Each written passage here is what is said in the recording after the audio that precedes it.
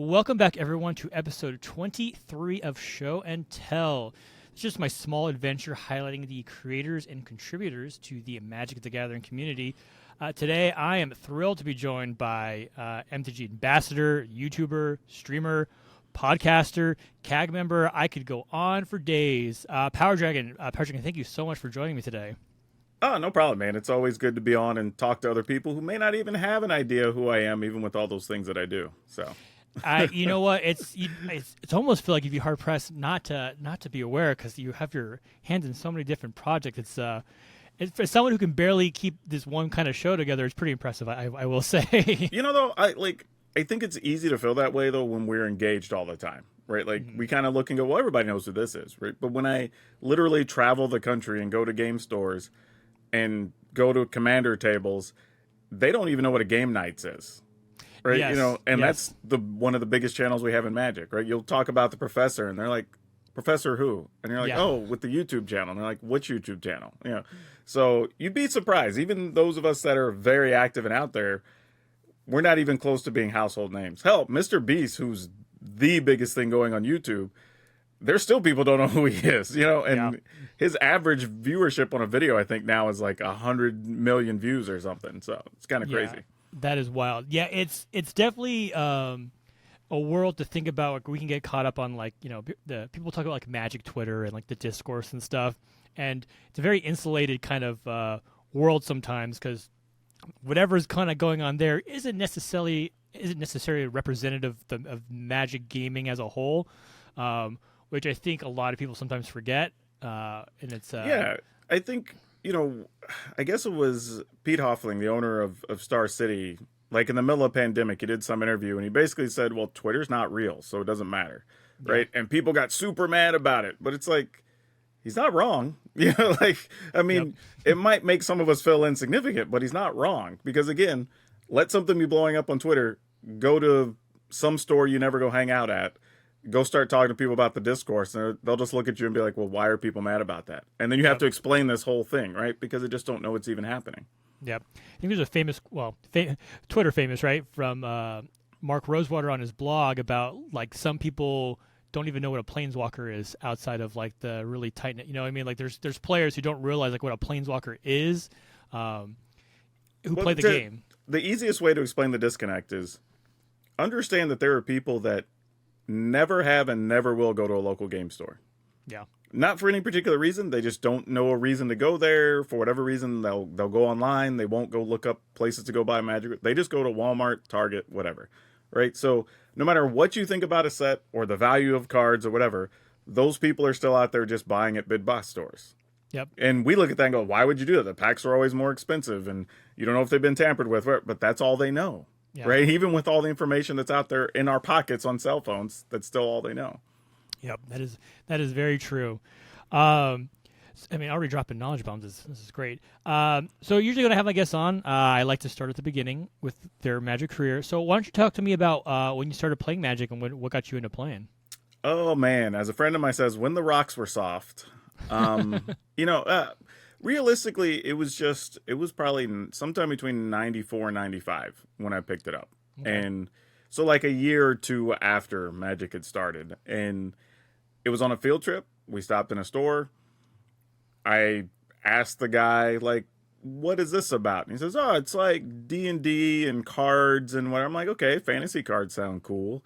And it's some type of game. And I was like, okay, well, what should I buy? And looking at the shelf, dead serious, there was Revised and Unlimited. And he's saying, well, Revised has cards from this other set called like Arabian Nights and from this other thing. And I'm like, okay, well, I guess that's the one I want. Yeah. Who knew it was going to be like a $1,000 decision way back when? But yeah, right. So I pick those up. I take them home. Don't even have anybody to play with. After reading through the rules, I'm just like, well, I needed a second deck. Well, this sucks. Yeah. So I literally just tossed it away for a few days.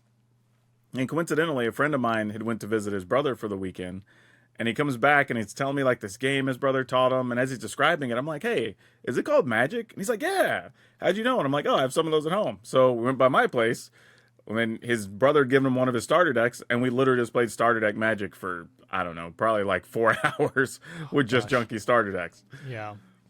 I mean, gosh, sometimes, especially back in the day, because I started playing probably 98 around the Urza's block series, and it was kind of like Magic had been around, but like those you just get like a starter deck, and it's like a theme deck, and you just kind of sit down with your friends, and the joke, you're playing on that. I can remember playing on the sidewalk without sleeves. Like, it's kind of a meme at Yeah. this point, but that's what we did. Like, we did, you're not thinking about, like, you kind of knew, oh yeah, like the Black Lotus is like a really expensive card, but like back then, like really expensive was like $600, right? Which is not an insignificant amount of money, but it's not really like the tens of thousands of dollars that they kind of go for now. There was actually a long point in time in the beginning where Shivan dragons were worth more than Moxes.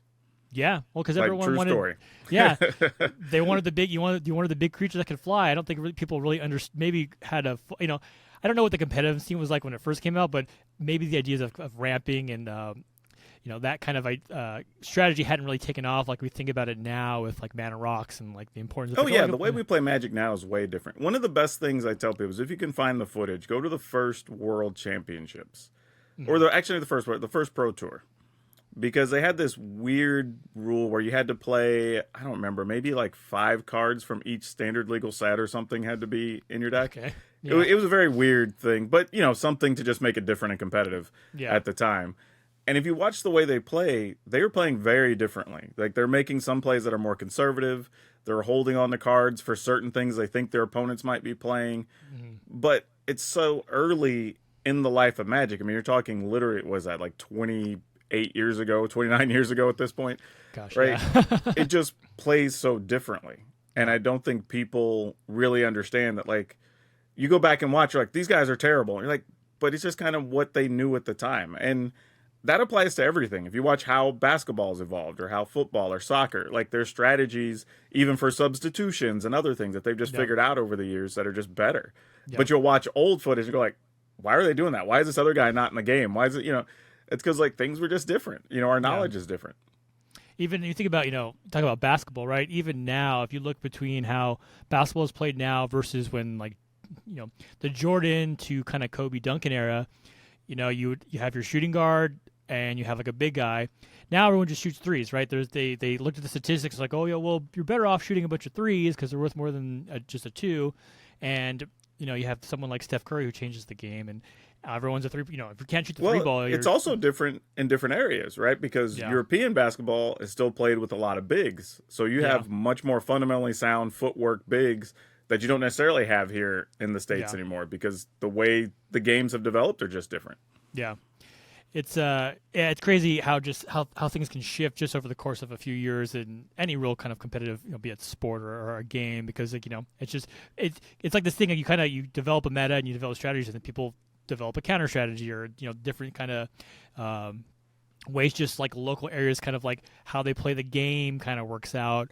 I think even Mark Rosewater talks about before, I think he even worked for Magic, like there was like, you played in your area, there was no internet, so like everyone kind of played a particular way, and you'd go to this other city and play, and like, oh, they all play like with flyers, or they have, it's just like these little kind of things now we kind of take for granted, where it's like, well, what's the let's go to even crazier is you could almost see a lineage of how people learn to play, because if somebody played the game incorrectly, then this whole group of people played incorrectly, right? Because they all learned from the same source, and then they're like mind blown when you explain to them how something works. That's pretty funny, especially when it's coming, someone who came from playing like sidewalk Magic. I went to college and I met a guy, I met some people who played, and we were playing, and like I definitely I always joke I minored in Magic in college, like how to play. My friend basically like taught me how the stack kind of worked. I'm like, oh, this is not how we played back in the day, like with my friends back in high school, but it's really cool. But like, oh, okay, I understand. And when I went back and met my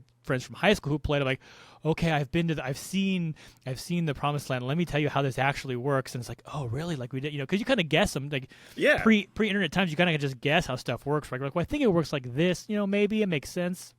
But, like you're saying, there is a lot to be said about the local metas as well, right? You can go to one store, and if everybody's if your best players are all control players, well, that's the thing everybody plays or is worried about, right? But you go to the next store, and it's like a bunch of mono red and Gruul players, and you're like, okay, well, this deck's trash now because all the stuff I have to do with the control players doesn't do anything, right? So even that can affect things on how good or bad something is. So it's really interesting how many small, like, micro communities you can get, even just around one country, not even just around the world. Yep, definitely. Okay, so 94, 95. So you've definitely been playing for a while. Have you been playing pretty consistently since then? Is that I know Magic's Yeah, kind for of yeah. sure. I mean, I was always playing some level, even if, even when I was running a store and doing other stuff, I was still playing local cash events. I was fortunate enough to play a couple of pro tours. I got to play nationals once. Oh wow. Didn't do great in any of them, but I got to play them. Yeah, I mean that's more than a lot of people I think could say. Like even who play competitively, you know. Yeah, but even through that, like I said, there was a point where I just didn't play a lot of pro tours, even though I was qualified on the old system on ranking. Hmm. It was just a matter of like I had business stuff to do, and doing these business things was going to make money, or I was going to risk money going and traveling. Yeah, So it's just like it didn't make sense. yeah, So I would mostly just play regional stuff that was easy to get to, a couple hour drive or something. Maybe if Star City was in the area, do well, finish top 16, top 32, make a couple $100, go home. Like there yeah. was there was a lot of those things. But yeah, I've played pretty consistently through the whole thing, and recently now I play practically every day because I'm making content. So Yeah, definitely. It's actually, and that's I'd almost say that's one of the most impressive things. Is someone like I would take pretty big breaks. I would play, and then I would probably not play for a few years, and then either I'd meet someone who's like, "Oh, do you play Magic?" Like, "Yeah, I play all the time." Then kind of get back into it, or I remember for this current run of Magic times for me, right when Dominaria came out, and it was very nostalgic, and it was like the set itself was great. But these things kind of bring you back in, or you can't, you go to your card shop or a comic book store, and you're like, oh, what set is that? That looks kind of cool, and it kind of like lures you back in. But there's two things I tell people. First thing is that like most people don't really quit Magic. You just go on hiatus, yeah, like for some amount of time. yep, The other is when people decide to quit Magic and they would want to sell their stuff, I'd always ask them why.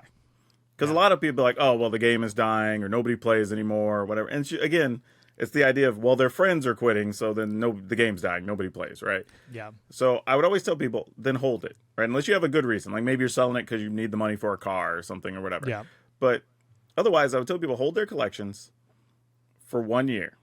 And if at no point during that year you don't think about building a deck, organizing your cards, going and playing a draft, whatever, then sell them. I said, but if you have that thought at any point, reset your clock. yep, yep. No, it makes And the sense. number of people that were so glad I told them that, like, it's got to be by 100 people by now. Oh, for sure. Especially, I mean, I can imagine with the rise of EDH/Commander, for a lot of people who have like old collections, like oh, like there's a format where I can use all these old cards, and it's kind of like, there's a card which may have been a bulk rare back in the day is now a powerhouse just because of the way the format sort of works. Like you're glad you still have it, and not have to go back and rebuy a bunch of these old cards that you used to have. So, definitely wise advice if you are thinking about chucking your collection. It's like you just sit on it for a little bit because there's probably something that'll bring you back in. Mm-hmm. So you made mention about running a game store. I know we kind of talked about it before, which super interesting to me to hear. Like, what was your experience? Like, how long did you run a game store for? Like, what was that like, or what was It was all about 16 years that I did. Oh wow, okay, that's Yes, a it was long a time. while. I basically, silly story, but I took over a store at 21. Basically, is Oh the okay, the deal. I was working for another guy who had it. He got a job offer from one of the industry's bigger distributors, and needed to do something with the store. So me and the other guy who worked for him, he was just like one day saying like, "Hey, I need to sell the store. I need to close it, and y'all are the first choice or whatever." And realistically, I had no money. I mean, I'm literally just turned 21 a couple months prior, so it's like, what am I doing? yeah, But my logic was, if it fails, I have nothing, and I have nothing now. So I actually constructed a deal. We talked about it, and I bought a store effectively with no money down okay, and $200 in the bank. all right. Well, there you go. That was the deal, and it was a small store. I mean, we grew it over time, and things were good. But Yeah, yeah, it wasn't like I was even buying into a great business to start with. But yeah, turned it into something, and it worked out. Opened up a lot of doors for a lot of other things for forever, honestly. oh wow, that's pretty cool. There's it's kind of like for a lot of people, for me growing up, like I was really into comics and cards. I was like, oh, it'd be so cool to own my own card shop or game store. Um, but like actually running a store, that's a whole different world. It's not all Superman comics and Magic You boosters. know, the issue though is I think, and this isn't just gaming specific or nerd specific stuff. This is Yeah. just about entrepreneurship. I Yeah. think a lot of people tend to be fans, hobbyists, enthusiasts. Hmm. You know, they're into whatever it is they're trying to create or peddle or whatever. Yep. But at the end of the day, they're not business people. Yeah. You know, even now I get a lot of people ask me like, "Oh, I'm thinking about opening a store. What should I do?" And I tell them before you do anything, go take a business and a tax course. Hmm. You know, and they're like, "Okay, but then what?" I'm like, "No, go do that first and realize what you're going to be getting into, and then we'll talk about other stuff." Yeah. Like nobody wants to hear that because they want to know the fun part. What should I buy? What distributor should I use? What should I sell something for? Whatever. Yeah. But to tell you that like there was so much I learned on the fly, and I just got lucky. One, Hmm. because I'm stubborn and hard headed, and I'll just get do whatever I got to do to get through it. Yeah. But it wasn't pleasant at times. You know, the other is I had to find people that I could get information from because Yeah. nobody I knew was a business owner or whatever. Nobody in my family, so just like I had to scrounge for because this was also like I wouldn't say like before the internet, but when the very early parts of the internet. So Yeah. there weren't a lot of opportunities. I couldn't just go reach out to other retail groups or whatever. So that also made it tough. But at the same time, I was at the like right kind of near like I would say like a quarter of the way in on the Pokemon boom. Okay. So there was money coming and going, which was nice. But at the same time, for those first 2 years I was in business, I didn't even learn how to run a business because literally there were calls where distributors would call up and be like, "Hey, we have, I don't know, 3 cases of jungle to send you." And I'd be like, "All right, cool." We didn't discuss price or nothing. It was just like, they'll be here. They know I'm good for it. I'll sell it. I'll pay for it. Yep. And at some point, I was literally able to go, "Hey, this isn't sustainable." So I literally went and found other business owners and just Yeah. like, "Hey, what are you doing?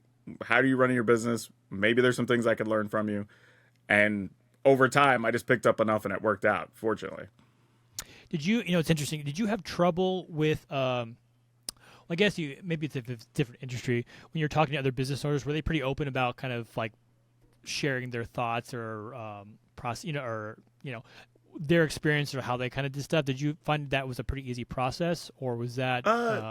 The toughest thing really was that I was so young, right? Yeah. If I talked to somebody on the phone and then I showed up, they're kind of like, "Oh, you're the guy," right? Like Yeah. this 21, 22-year-old punk kid shows up and they're like, "You're the one that I'm supposed to be talking to business about or whatever." Yeah. I'd show up to the city to do something with like, I don't know, the chamber or something. They're like, "Oh, you're the owner?" Like, that happened a lot. So Yeah. that was a bigger hurdle than anything. But most of the people I was able to talk to, I befriended some other way. Whether we had a mutual interest in something in town, it was somebody I met at a poker game, whatever. Yeah. And that's how I opened a lot of those doors since it was like, okay, they already know me.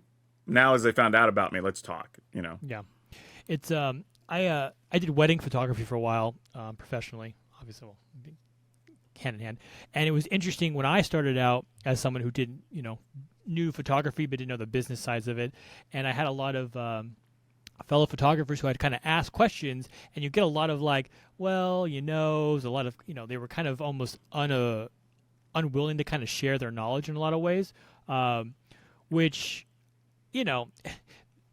I guess I kind of understood, but it was also I felt kind of silly because it's like I'm not here to poach your customers, right? There's kind of one of those things where there's going to be enough clients to go around. So it's I was just curious if that was it's nice when you kind of build a relationship with someone and they're willing to kind of like teach you, and not. Yeah, be I can like, tell you, like we pushed it to the nth degree, even in the game industry, even within Texas where I was at the time. Like we had a Facebook group just for Texas game store owners, right, Okay. or hobby store owners, right? Because the idea was if somebody came in and did a poor job, now that affects a lot of future customers, right? Because Yeah. we all had customers. It's like, well, I just don't go to game stores anymore or comic book stores anymore or whatever because I went in this one time and this crazy thing happened, right? Or I Yeah. went in this one time and totally got insulted or a bunch of dudes were catcalling me or whatever it was, right? Yeah. And then they just Yeah. don't go into a store again.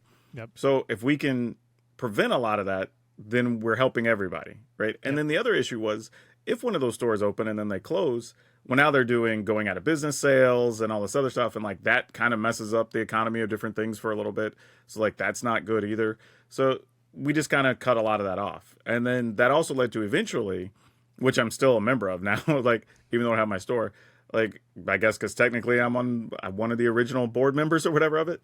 But we started one, and there's a Facebook group that's the largest, to my knowledge, group of retailers that communicate regularly or whatever, for sure in the U.S., but probably even around the world at this point.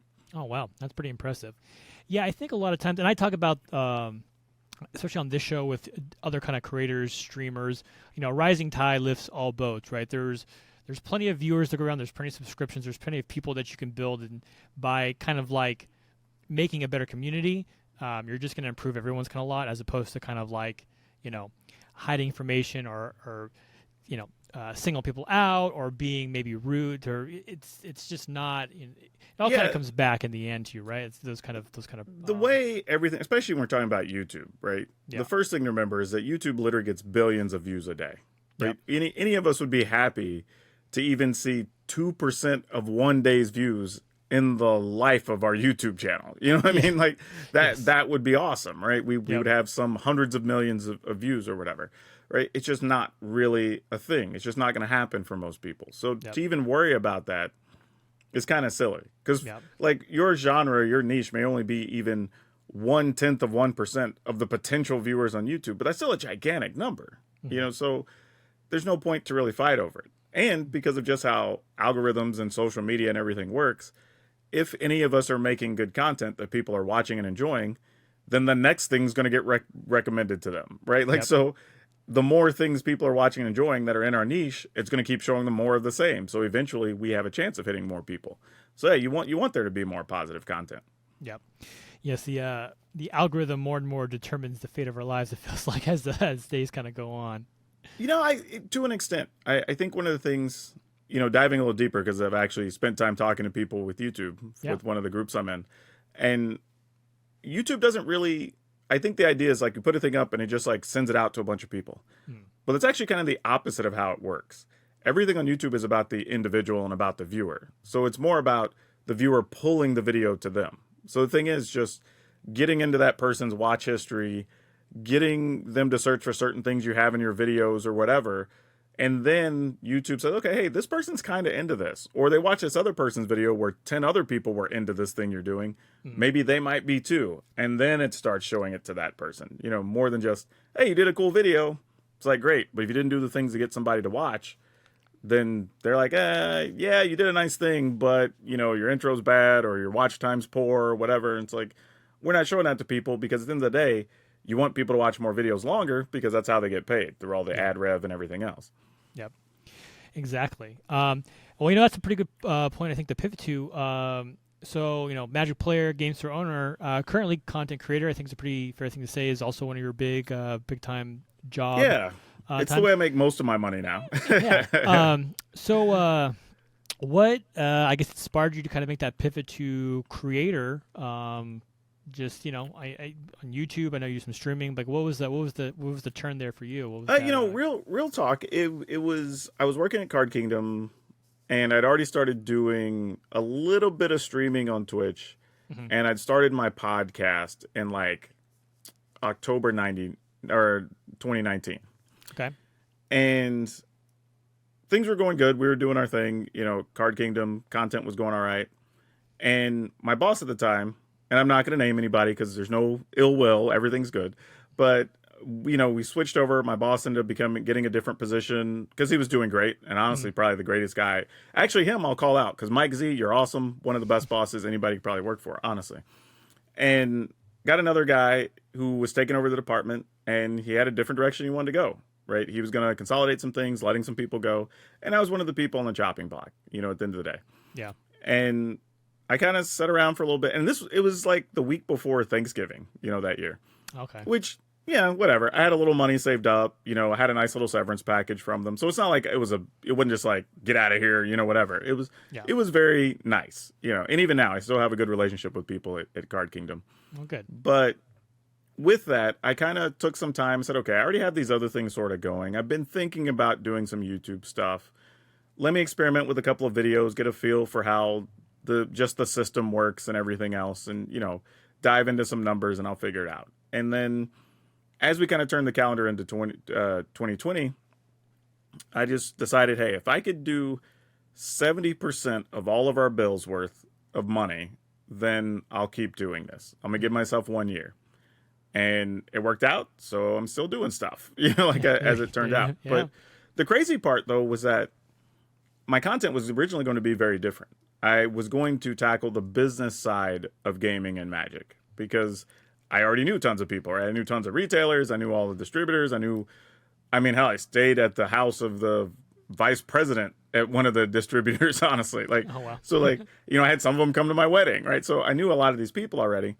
So it's like, okay, there's a lot to be told here that a lot of people just don't know. Because as gamers, and especially as Magic players, there's a lot of assumptions about a lot of things that are just wrong. Yeah. Right? So I'd actually started plotting out, okay, let me visit these different stores. Let me fly to this place. Let me talk to some people I know that are running conventions and see if I can get passes and all this. And then around mid-February, some of them called me back and said, hey, I'm here. We're going to have to shut some stuff down, so don't book anything. And I was literally like a couple days from starting to buy tickets for my itineraries and stuff to make it work. And I'd bought new business cards, and I had these lapel mics, and I literally have stuff I never used from that. Oh, really? Honestly. Oh, wow. Damn. Yeah, which is crazy now to even think about. Yeah. So once that happened, and obviously COVID hit by March, everything was shut down, and I kind of had to decide, okay, well, what do I want to do now since I can't go visit people? So I did a few videos where I was interviewing some folks or whatever, just on Zoom calls, and kind of talking about how COVID might affect businesses and stuff when you go back to your game stores. And that was kind of a decent way to get a feel for everything. But then after that, I was like, okay, well, I need something that's more consistent. Arena's kind of a thing people are going to start checking out. Let me get into that and do that. And I can talk about all types of Magic stuff along the way. And then it just sort of became a regular thing. Yeah, it's funny how that 2020 year for a lot of people became I'm going to be a creator. I'm going to do this thing, and it kind of worked out in a lot of ways because there was not a whole lot going on. Though I will say, the business thing does sound interesting. I think if you're ever looking to do it, I think it might be a market because because I can already tell. Obviously, you are vastly a vast knowledge of kind of the inner workings of obviously game stores on kind of both ends of selling and kind of be involved. I do think there is something there that might be kind of interesting to I don't know. If you ever find time to really kind of pursue that, I would listen. I would subscribe. Yeah. Yeah. So why did you? Okay. So YouTube. I guess what about YouTube? Kind of because a lot of people there's full-time Twitch streamers versus YouTube. What about YouTube? I guess was kind of why did you make that your main source for your stuff? For real, it was that. Man, and this is gonna sound so bad, and it's gonna make me seem like a bad guy. But I'm gonna say it anyway. After doing my research, realizing that for gaming as a whole, not just Magic, most of the content was bad. I mean, in a nutshell, a lot of people weren't doing the things to help their videos be found, set them up to be watchable. A lot of people were kind of doing the bare minimum, just recording something and putting it up. And bare minimum, you say? No, I'm just kidding. There were a lot of ways that I thought things could be changed and elevated. You know, even for a gameplay video, I was, to my knowledge, I was one of the first people that actually does a cold open. So it's hey, here's what we're doing today, blah, blah, whatever. Yeah.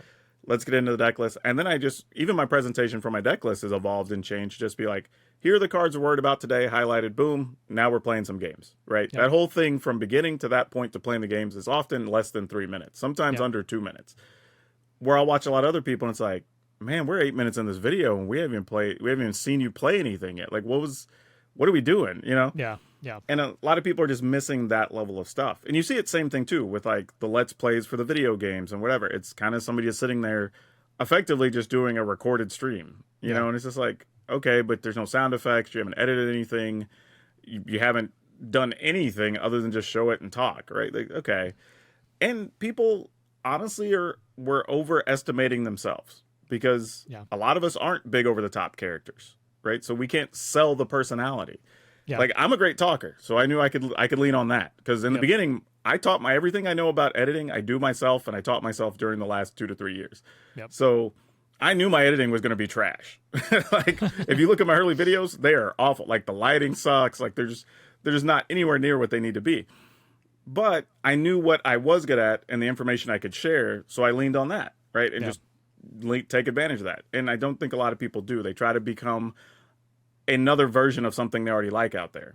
But when I explain to people is if you're doing that, you do realize you're just always going to be a worse version of that other person.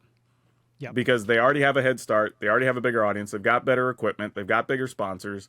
They probably have a team of editors you don't have, right? Yeah. So Yeah. figure out what makes you you and lean on that while you're trying to build your brand or whatever. And the other issue was I was smart enough to know, especially because I'd already been through like the housing crisis running an actual business and see the downturn in the recession, is that a lot of people weren't going to be prepared for what came after 2020 as creators. Mhm. So I was able to go in with my eyes wide open and saying, okay, let me leverage everything I can now because two things are going to happen. One, people are going to leave the market because they're going to go back to real life, right? Yeah. Once we can get out of our houses, they're going back to the movies, taking their kids to soccer games, whatever. They don't have as much time to make content, right? That was the biggest one of understanding, like, if you can establish yourself, you're going to be one of the people remaining. The other is that also understanding that your numbers are not going to be as high as they are for a lot of people during the pandemic. I saw a lot of people panicking as we rolled into late 2022 into 2023 because they saw these numbers being huge during the pandemic. Like, well, what's happening? A year ago, I was getting, I don't know, 5,000 views in video. Now I'm only getting 1,000. It's like, well, because people are living again. Like, yeah. They're not at home with extra time to watch YouTube and Netflix anymore, right? Yep. So you have to be developing along the way to account for that. So coming out the other side, I felt like I was able to stabilize and be one of the people still around, and things are still going okay. Yeah, there's definitely, I mean, you talk about post lockdowns and stuff, you hear about, tourism is like just crazy everywhere. I feel like everywhere I go, I went to Paris over the summer with my wife, and it was just people everywhere. Ooh, you went before they got the bed bugs. Oh, so we went. Okay, we somehow managed to go. We went after the riots for them raising the retirement age. We were there before the riots when there was an unfortunate shooting with the police and that. Oh yeah, I do remember that. And then but we were there hopefully before the bed bugs. I mean, at this point, I'm sure we would have known. Yeah. But speaking of, for people who don't know, when you're watching this, whenever we're recording this in like, I don't know, October 2023, but it's an actual thing that the entire city of Paris apparently has a bed bug infestation that they're panicked about because the Olympics are going to be there in another like 9 months, I think. Something like that, yeah. So they're not happy and they're trying to figure out how to solve the problem right now. Yeah, it's wild, but yeah, we managed to sneak in like just in that little window where we did not see any protesting or riots. The Eiffel Tower was closed for the day we were supposed to go. They had a 1-day strike, and our thing got rescheduled, but we managed to go the next day. But other than that, it was a pretty smooth sailing. But Tanya, what you're talking about, people are out and like doing stuff, right? They're not just sitting at home on their computer. And if you do not have the to your point, like if you didn't have the foresight to like listen, you need to lock in and kind of get that kind of foundation of your viewership locked in.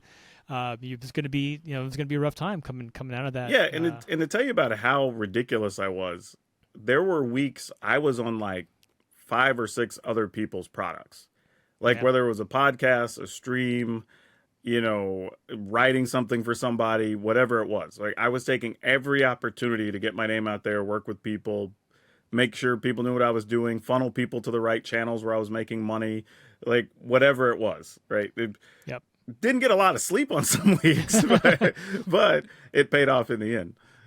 Yeah, it's funny that you mentioned that as someone who I don't really consider myself a creator, but like who's been doing this for a little bit and who I like to do the cosplay photography stuff, like being able to get on guest streams and kind of get on podcast stuff and be able to kind of make your brand. I don't want to say brand because it almost sounds a little too. Hey, that's what it is, though. It is, right? It is. It's your brand, right? To kind of get it out there into other avenues than just like, well, here's just my YouTube show that no one watches anyway. So, but kind of getting it out there and kind of get your name kind of in those circles and kind of getting yourself in front of viewers who would not normally see you. I think it's a huge part of being a full-time creator, right? I think so, but I think a lot of people overvalue it too, because part of the problem is that let's say you're a newer person and you get to do a project with the professor, for instance, because he's about to hit 1 million subs probably in another few months, maybe. Yeah. That could be really good, but also what are you prepared to bring to that audience, right? Yeah, like, that's a good point. What do you bring into his audience that they haven't seen before? And then if they do decide to follow you, then what, right? You haven't developed your voice, you haven't developed your brand, your expertise to be able to entertain these people. Yeah. So they may come see you in your worst state, Yeah. and then they don't come back. And then the way YouTube works, that's also not a benefit to you, because now you have, let's say 5,000 people come over. Well, now you have 5,000 subs that aren't watching your videos when they're pushed out, because Yeah. some number of those will be recommended to your people because they've already watched your other stuff. Yep. But they're maybe not going to watch it because they're like, I watched the last thing and they weren't that entertaining, and then now you're not getting that reach, that click through rate, whatever of your videos. And now you're going to have a harder time getting out there. So a lot of people don't really think about that. I was able to do a project with the professor. I think it was in October of 2020. Okay. And, we don't live that far apart. It's like a 3-hour drive or so. So I was like, hey, we both COVID tested. We quarantined for a full week or whatever. And then we got together, did our content. And even before that, we spent 2 weeks prior, we spent a couple days going back and forth in DMs of, okay, here's some topics I can talk about that you may not have had on your channel or that your people may be curious about. And we talked about, okay, well, how is this affecting stores? What can you expect when you come back to retailers or whatever? And we talked about different aspects of that made for a really good video, right? So it wasn't just like, hey, I want to be on your channel. It's like, hey, let me think of something I can bring to your channel, right? Yep. Because even when people, want to have me on different shows or whatever, I always ask them, okay, cool. You tell me what you need from me, right? Yep. What idea are you bringing? What conversation do you want to have? Because when you go to a larger creator, you're kind of stealing their time, and their time is worth more than yours. Oh, right? 100%. Like the professor time is worth probably 6 times what mine is, right? Oh, yeah. Or the guys over at game nights or whatever. So you have to consider that, okay, I need to at least make it somewhat worth it, or else why are they even giving me time other than just some altruistic reason? Yeah. And I see people get upset about that, even on Twitter or on social, saying, well, why don't these people have more beginners on their stream or more up and comers? And it's like, it's not that they're not trying to support you, but they also have a standard. And a lot of new people aren't up to that standard yet. And I'm sure you've seen it. You go watch somebody's stream and they've got some new people on with them, maybe playing Commander or whatever. And the new person's audio isn't great and they don't have good lighting, so you can't see the cards that well. And, maybe they've got an echo or whatever. And it's just not the quality their viewers are used to. So it's not going to be as good of an experience. Now, maybe they could help you with it offline and, give you some tips and help you get there. And then when you're there, invite you on. But nobody's obligated to do that. I don't look at the channels bigger than me and say hey, why have I not been on your channel in a while? I might reach out and say, hey, I have an idea. Do you want to work together? I jokingly have a thing with Dev over at SBMTG because we're into a lot of the same stuff, and he's just terrible about responding to messages. So by the time he does, the ideas pass. But, that's probably the one that I hassle at all. But yeah, it's just one of those things. Bring an idea, have something ready to go, and make it interesting for somebody to include you a lot of times, other than just, hey, I want to play with you or I want to be part of your thing, get me on there. Yeah, no, for sure. I mean, I feel like a thief all the time when I have some of the guests I've had on the show. Just oh, I am, whatever. I'm a nobody. I say I'm a nobody, but jokingly, but as from a viewership or brand standpoint, yeah, and even just having you on, to me, I'm like, man, this is for me, it's a pretty big deal. I don't want to gush, but to me, you're a pretty established and well-known creator. Super glad to have you on. But I've been doing this show maybe for 3 years, but 3 years ago, I wouldn't even think about asking somebody to come on, because what do I have to show for it? Why would you dedicate an hour and a half of your time to someone that has 2 subs and gets 5 views? And not to say that you wouldn't be against it per se, but yeah, there is a value proposition for well, yeah, these, you want to kind of make it worth your time. But you know what? There's still a way to sell that, though, right? You could go to somebody and say, hey, look, I'm just starting out. I want to do some content about XYZ. You're one of the best people in this space. Is there any way I could get you for just 30 minutes to do just a fun interview, something a little bit different, come up with a gimmick or something that's they haven't done before? And all right, cool. And some number of people will say yes, right? You may only be 20%, but you only need one to hit to get you started. Yeah, no, that's very true. And this is all kind of, we were talking about entrepreneurs earlier, and we've talked about content creation. I've discussed it kind of in the past with other people. The real trick to a lot of this is you got to put the work in, right? I think a lot of times people see streamers and YouTubers and think oh, I'm just going to go live on Twitch. I can do this full time. I don't have to work. And they don't see all of the prep that kind of goes into creating a YouTube channel, having a consistent stream on Twitch, or just kind of being ready. Like, I even, I have pages of notes written down, so I'm not just sitting here like, so what about this? Or, being prepared and kind of putting in the time. Like, being a full-time content creator is tough. Like, I'm sure it's, compared to some jobs, it can be very fun, but it's not just like, I'm just gonna hit record and like go to town. There's a lot of work that goes on. The That people that are the best are also doing the most. Yep. Whether it's talking to a team of people and figuring out what the work week's going to look like, how they're editing stuff. Like, even for myself, I think about when I'm doing videos, okay, cool, this is a good spot to clip. Maybe this becomes a short later. Okay, how Yep. much time am I going to put toward editing that? Like, I still have to put together the run sheet for my podcast. So, like, that's got to happen somewhere during the week. Then I have to edit that one. I'm also a guest host on another one. So I got to keep time clear on my calendar to be on that one, right? Like, Yep. I might have commentary over the weekend. So I got to make sure to set up my background and stuff. So that's all good. And then we do a sound check on Thursdays to make sure, we're ready to go on Friday, right? Like, there's all those types of things going on that, like, Yep. all of that makes it work. So when you get to the end, it looks great and it looks flawless, right?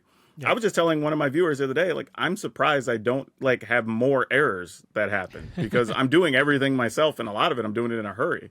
Yeah. I've purposely built a system to have almost shortcuts in a lot of things because I know I have limited editing skills and things like that. So I have to make it as quick as possible. So when there is an error or something, I can spend time sorting it and fixing it. Because again, I'm not an expert, but that's the type of stuff you have to figure out. Is like, where do you get your efficiencies? How much time do you have to dedicate to it?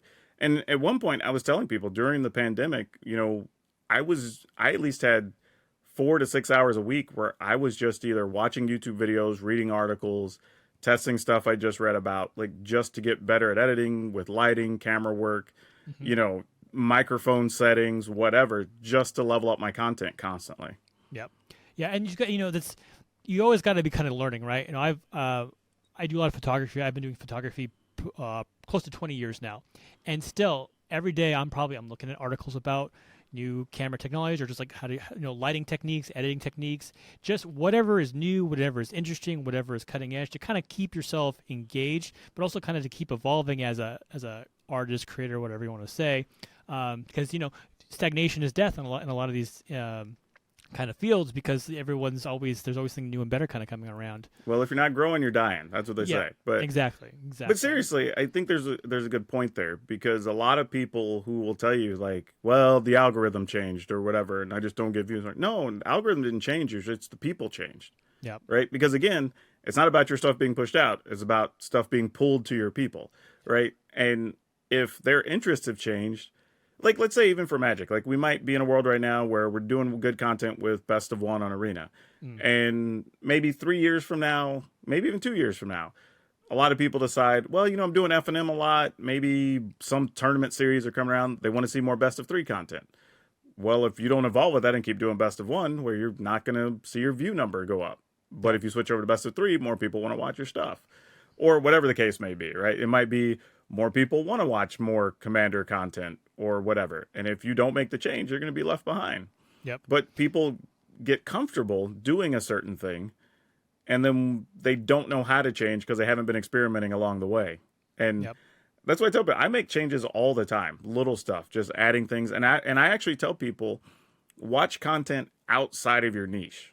Yeah. Like, there's a lot of times I'm not even watching Magic content when I'm on YouTube. I have a few friend stuff I'll watch or whatever, but sometimes I'm looking at other stuff so I can find ideas that work that us as gamers, we aren't doing. Especially during the pandemic, because I had a thought of, let me find a genre that they absolutely can't do what they do because of the pandemic. So I eventually found this guy. He's an older guy. He was, I guess you would say he was reviewing cruise liners and taking cruises and, the amenities they have and all this. He's a cruiser. So I'm like, All for right. sure, he's not doing this during the pandemic, right? Yeah. But then I was like, okay, he found something. He's talking about, okay, let's talk about the news updates and how it affects things. And then, hey, let's talk about the history of these ships or these companies that have bought each other and, the big different ones you have to choose from and whatever. So he just still was doing stuff in that space, but let's touch on things that maybe don't involve live people right now. Right. And I was like, okay, well, we could do some of that in Magic. I could talk about some random things that people don't know about, that I have some goodies in the closet I can pull out and show in some shorts on TikTok or something or whatever. And that worked. Yep. Even in my videos, I have a thing at the end that's just a card spotlight at the end of all my gameplay videos. That's Yep. just a random card in Magic that might be loosely related to the deck I played that day. And it's usually just to like share, maybe you didn't know this card isn't a bulk rare or whatever, or here's a cool bit of history you didn't know about the card, whatever it is. I actually got that idea because I was watching another guy who reviews performance Magic. And at the end of all of his videos, for whatever random reason, he reads a couple of I think it's just like a couple of paragraphs or something out of Aesop's Fables. Oh. Don't know why. Like, I do not know the origins of it.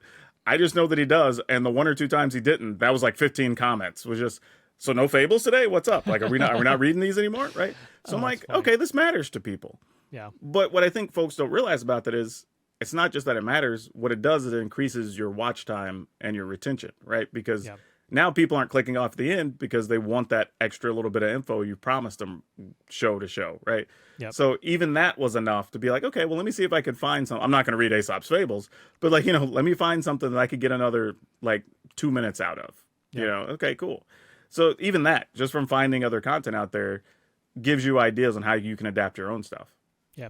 It's funny because actually there's a there's a story where that the Beatles always wrote pretty always had outros to their songs. So there's a lot of bands would just have the chorus kind of fade out, but they always would make sure to play outros, so radio stations would have to play the whole song. Mm-hmm. And that was the thing, the kind of specific thing I think they started or they did. I'm sure other people did it, but that always kind of stuck with me. I'm like, oh, that's kind of brilliant because it like forces you to stay through the entire song because you don't want to miss the outro because it's going to be it's not just the chorus again or something like that. And that's kind of to your point, the same thing with the Fables or having your card at the end.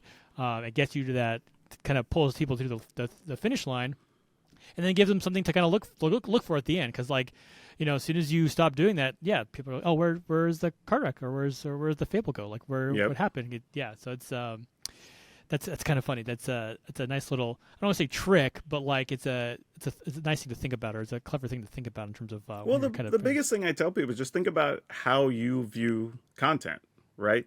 Yeah. Like nobody was staying to the end credits of a movie until Marvel started putting in extra scenes, right? So now it's like, wait, now there's two things you have to watch for at the end of Marvel movies now. So now people will sit through all the credits. Yep. No way people were doing that before, right? But because now, once it happened once, you're like, oh, well, maybe there might be one at the end of this movie. So now you sit through it and you're like, oh, there is. And you get rewarded for sitting there, right? So now you're almost surprised when they have one and there's not a scene. You're like, oh, well, all right, then I guess we just leave now. Yeah. It's like, oh man, because you're like, you want that hit too, that last hit of dopamine. Like, oh, what's coming next? Like, who's the random person they're going to introduce into this movie to make me wait for the next one? Yeah, or even like in intros, I tell people like, you're not watching the intro for the fifth time on a TV show unless it's Peacemaker, because they had that whole like weird, I don't know, musical whatever opening, and that was kind of fun to watch every time. But outside of that, like nobody's wanting to watch an intro for the fifth time, sixth time, whatever. You're clicking through it because that's how we use all the stuff we watch now. Yeah. So it's like adapt all those things from the behaviors of humans, because that's who's watching it. It's not a robot just sitting there watching your video. Like you have to understand the behavior of the people and how they're going to get through your content. Yep. Yeah.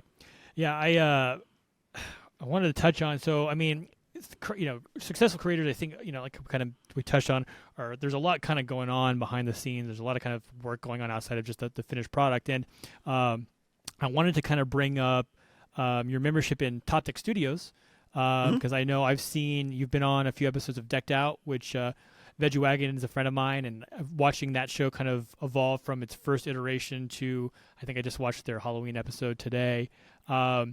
So I just kind of want to talk about Top Deck Studios. Like what that's kind of how would you describe Top Deck Studios and like the Decked Out experience for you? Because I know you've been on a few episodes. Yeah, I would say first thing is like MTG Nerd Girl, one of the hardest working people in Magic, probably in gaming, but for sure in Magic. So like props to her for sure, and also to Veggie, because I think he undersells himself a lot.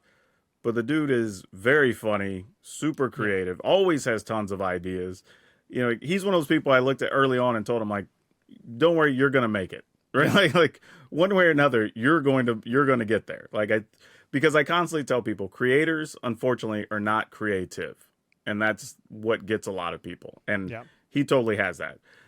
But as for the experience, no, it's great. I mean, what Nerd Girls tried to do is put together a group where people can help each other grow, Hmm. and even when I talk to her, I'm not particularly in to get a lot out of it, but I'm there to, when I see something, I try to help somebody out or Yeah. recommend a thing to somebody in the group. And, sometimes everybody's just being a support system when somebody's just having a bad day or, something happened and they can't get to their content and they feel down about it or whatever. Like, so it's kind of just a good quality, like, network of creators for people to help each other more than anything else. But as far as being on Decked Out, like, it's been fun every time. Like, Hammy, her little corgi is hilarious. We're always playing with the toys when we're over there. But Yeah. her mom is great, a fantastic host, and we just make some fun content. We normally shoot a couple episodes at a time when we're there. So we have to prep some stuff ahead of time, but yeah, Yeah. totally worth it. And they're not far either. I mean, they're a little over 2 hours, 2.5 hours, or whatever away. So it's easy to just make a day trip out of it, record some stuff, and drive back. Oh, for sure. Yeah, it's been awesome seeing the entire stuff. Veggie's career. I'm gonna give him his flowers over here. Just seeing him come from just being in his little room in Boston and Yeah. doing like weird cosplays. Now, in the um, call it the Top Deck house with Nerd Girl and I think Airball and Nerd Hmm. Mom, and just seeing the evolution of that show. And the show's great. Like, it's funny and it's entertaining, and it's definitely has its own kind of vibe, which is kind of I think found its rhythm a little bit. And I think, to your point too, I think Nerd Girl is very underappreciated or under. Like, I don't think people realize how much she does, like, from a behind the scenes aspect in terms of like her creation and kind of helping guide that. The studios and all that kind of good stuff. So definitely recommend checking out that show anytime you can. It's very, very good. Um, so in addition to all this other kind of good stuff you got going on, you are part of the inaugural class of MTG ambassadors. I am. Um, Ambassador program has been an interesting development, I'd say. What do you as an ambassador, like, what do you think? Like, what would you want to be able to tell people about the program that maybe they don't, that you've seen people misrepresent or don't quite understand? And like, what has your been experience as an ambassador? My first thing, and I've said this my entire time I've been part of Magic, is that I think Wizards over communicates to begin with. I think I think they've just created a system where people have gotten used to them communicating a lot. So when they do or don't say something, people want to take it every which way. And it's like, okay, well, now we have to have an explanation for the thing they just said, or now we have to have an announcement for the announcement. Because if you don't tell people it's coming, now they get mad that they didn't get a warning. That, it's Yeah. just like, what are we doing? And so Yeah. that's always been a point of frustration. Because I tell people genuinely, like, think about every single other company, not even other game company, just every single other company of every brand you're a fan of. How much communication do you get? Not a lot, if any, Exactly. really. Like, even if Yeah. you're a sports fan, you're lucky to get a decent interview after the game that's not just a bunch of platitudes from somebody. You know what I mean? Like, Yeah. like Yeah. there's almost nothing. So it's just like, unless there's just like inside sports reporting or something, you don't find out a lot. So it's like, okay. That being said, you kind of go to the next level and say, okay, what if we just made ambassadors to help us promote things? That's not that weird or new. I made a post about it and a video about it, just saying, like, the reality is every single other brand has this. Now, they're called something different. Some people call them like a street team or a community ambassador or whatever it is, right? They all have different Yeah. names for it, Yeah. but they exist. Yep. Almost every creator is probably one of those things for some other brand. Yep. It's not new. This is just using people that are already a voice in the community to promote whatever thing is coming out. That's kind of it. There's Yeah. really not more to it than that. It's just helping the overall sales of Magic for a thing you were already going to be promoting on some level, right? Yep.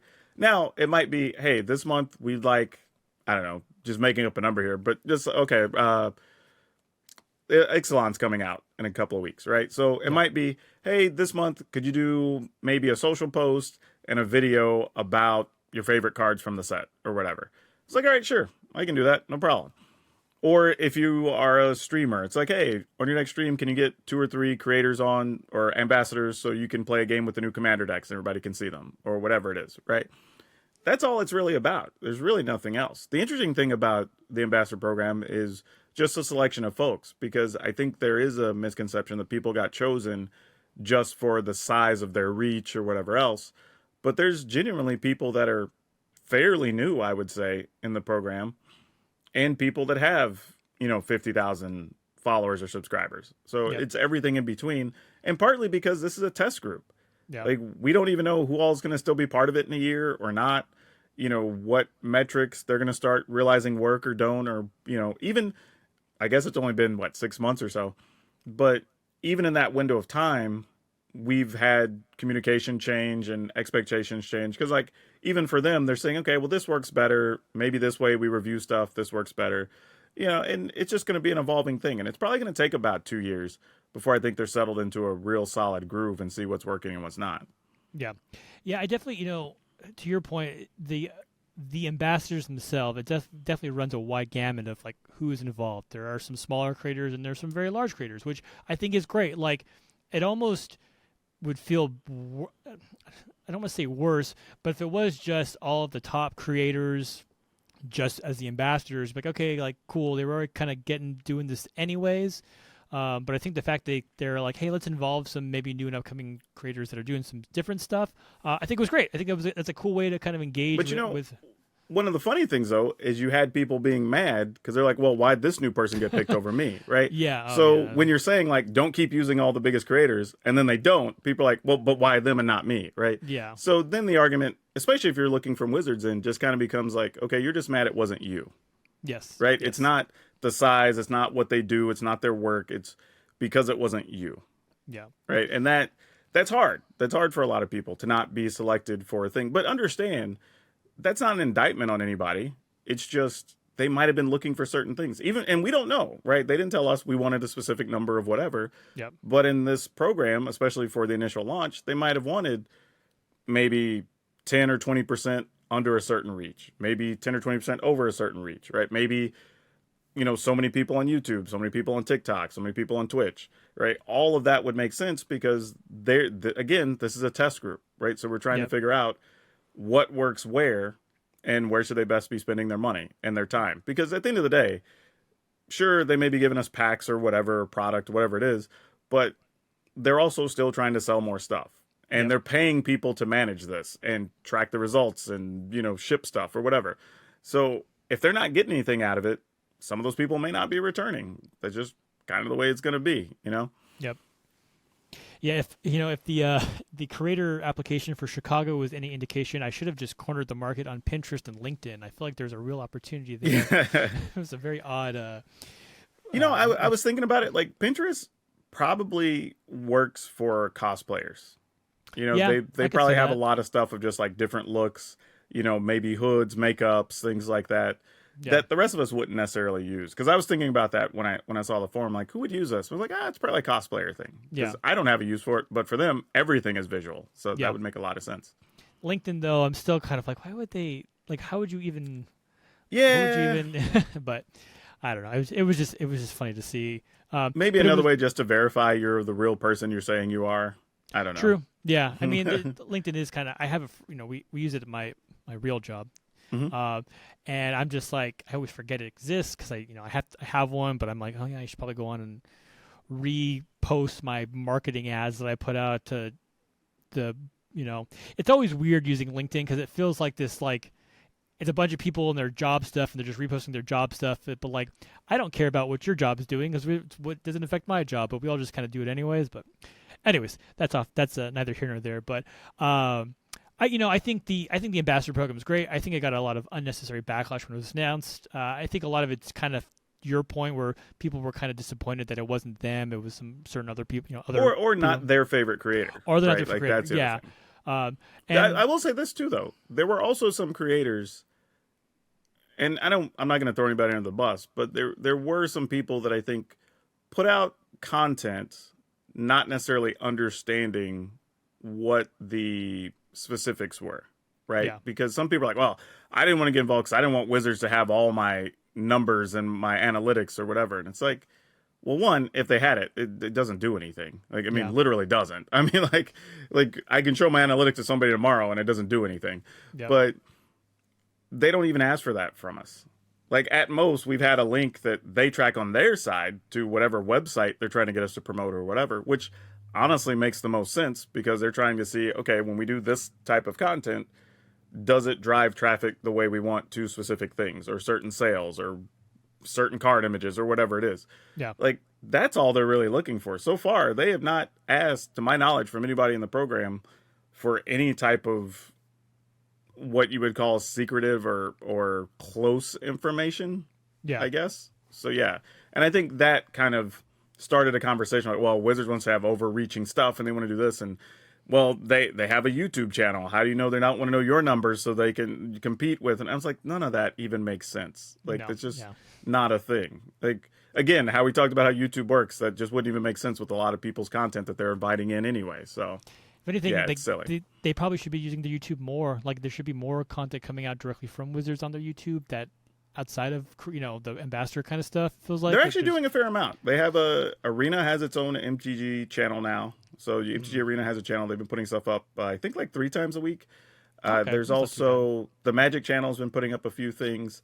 They've also extended Magic to TikTok and more on Instagram. I've been seeing them That's do true. stuff.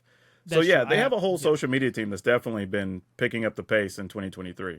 That's true. Yeah. Now that you mentioned, I do. I get emails with like, here's so and so doing deck techs and kind of stuff, which is good. Which is Yeah. you want to see that because it's gonna it's if that does well, it's gonna push people to other creators' content and just again a rising tide, right? That's kind of the refrain for this episode. So, but yeah, I think most of the quote unquote discourse about ambassadors has kind of died down a little bit. I think it's kind of finally, like most things, you give it the news cycle and people kind of move on to the next big big complaint, whatever it be. It's funny you say that. When I was at Wizards, it was around the time I was there when Chris Cox had first come on, and maybe somewhere about 3-4 months after he'd been the head.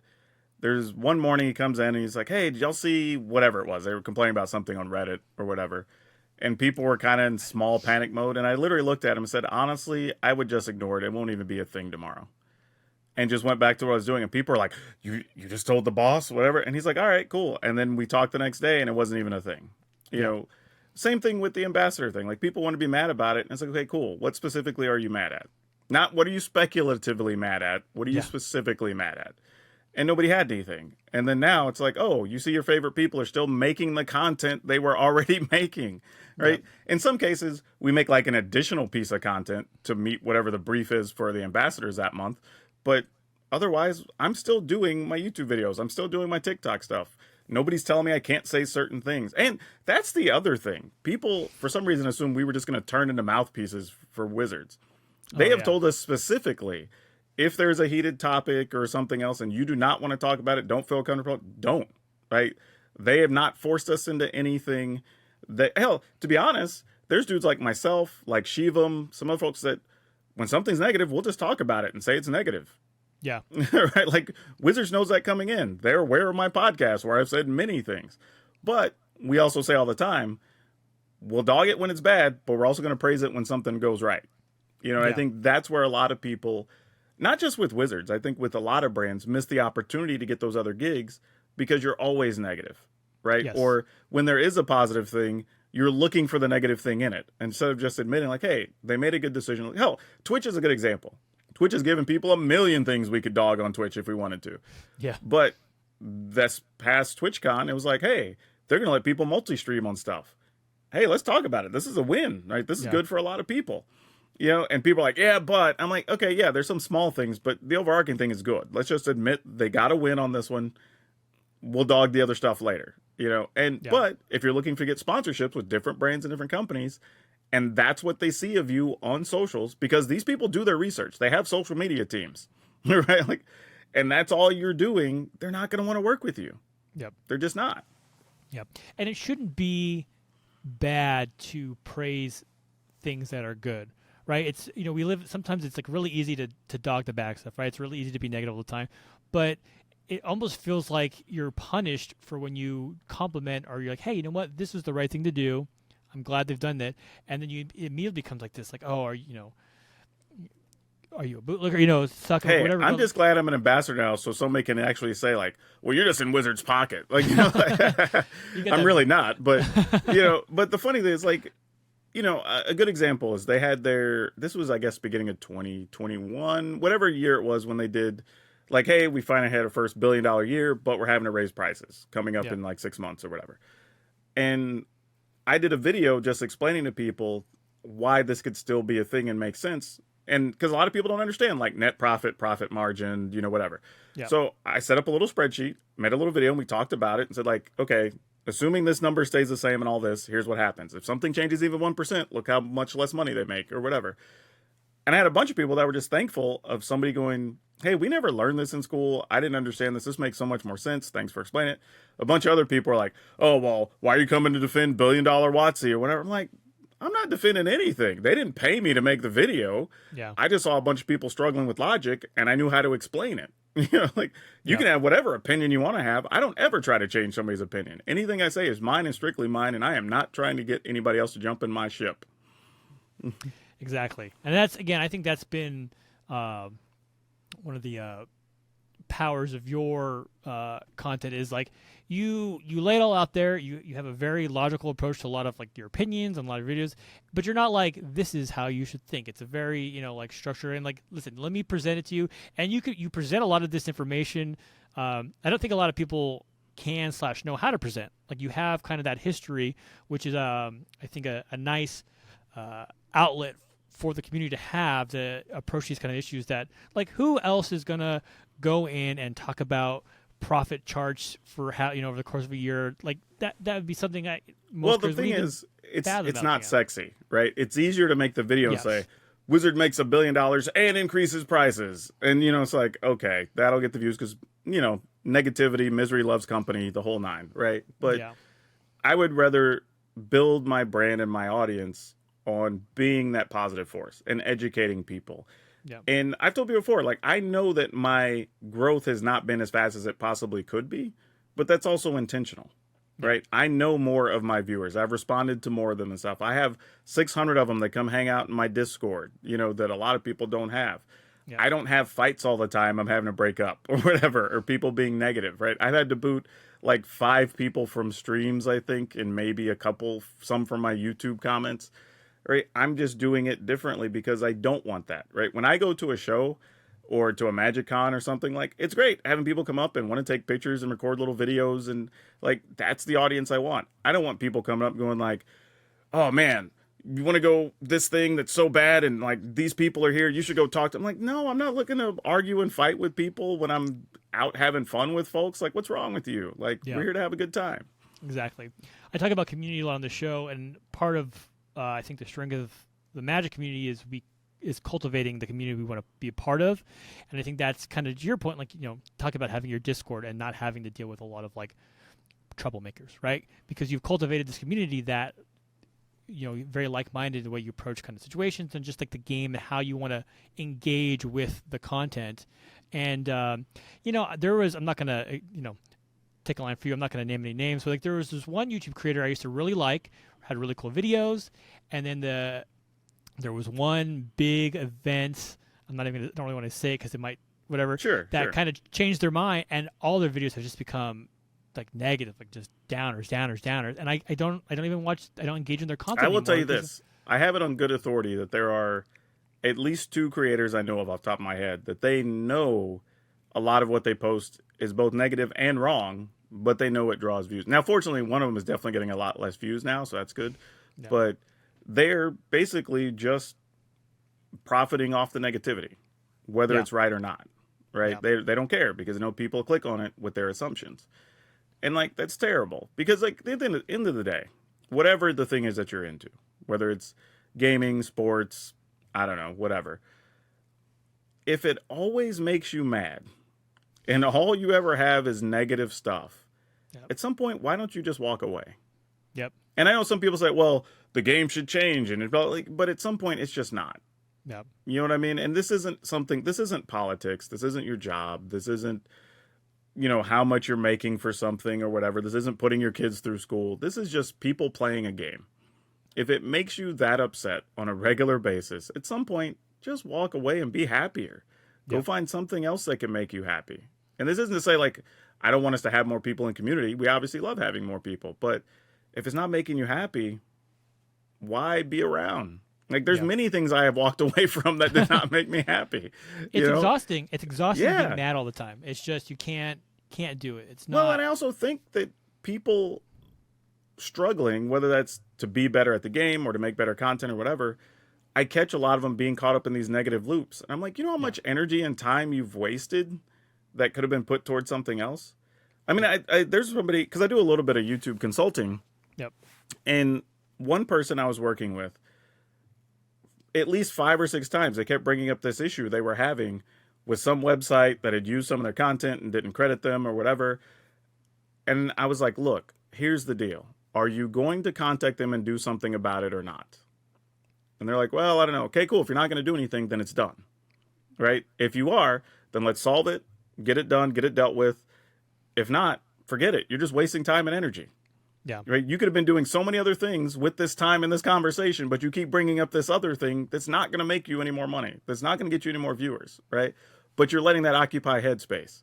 Yep. Like, I don't have time for that. Like, I mean, I literally don't have time for that. Like, I'm doing so many things that, like, is this a problem? Sure. If so, how do we solve it? If I can't, then I move on from it. If I can, let's do it, get it out the way, you know? Yeah. Definitely. Yeah. It's just it's not worth the headspace. It's not worth the anger to dwell on these things because you're just gonna kill your productivity and just why put yourself through that, you know? And it rubs off in your content, right? Yeah. If you are negative, people start to pick up on that. Yep. And eventually you either cultivate that audience that wants to be negative all the time, or you lose a lot of people because they're just like, man, this isn't the fun thing I want to be here for. Yep. And then they just quit watching. Like, I know I don't watch a lot of people that are negative. I just don't, because I'm not getting anything from it. Hell, there's one, I guess I could say it, people will know if they know, but there's a arena creator that has literally just insulted his audience and refers as his female viewers as the 2.1% or whatever. You know, it's just like, that doesn't, it's just feels gross. Like, I don't know, like, it's just not my jam. But if it works for some people and they'll get their views, and that's cool. But I've also seen their view numbers come way down post-pandemic. Yeah. Similar to my numbers, and their channel's way bigger than mine is. You know, so, like, Yeah. For sure. Well, let's talk about something that is my jam. Is your podcast, Color of Magic? Sure. It has been. Gosh, I think I just.